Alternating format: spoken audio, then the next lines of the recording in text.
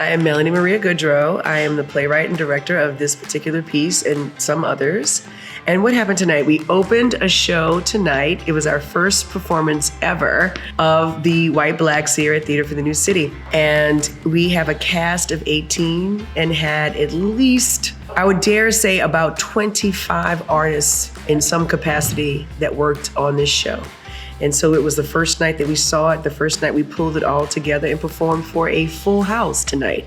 I feel floored and blessed. I was at some point watching the show and going, look at these amazing actors jumping around, feeling these feelings, creating this humor, and creating this story that came somewhere from, outside of this brain. This story comes from my mother had two sisters that passed for white.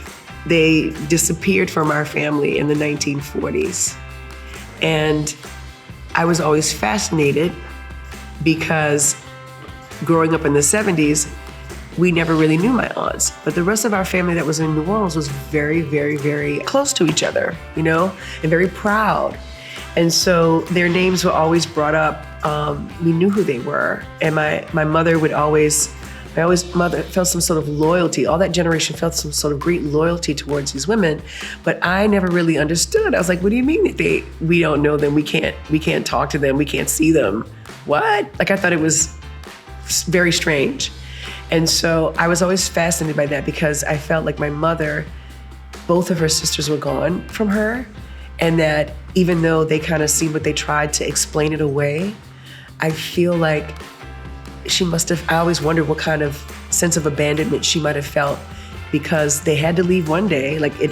One day they were there and then they weren't. So what was that like? I want people to stay connected to their loved ones.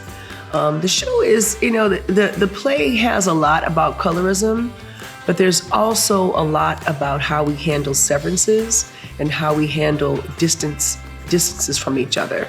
I want people to walk away at least thinking about that.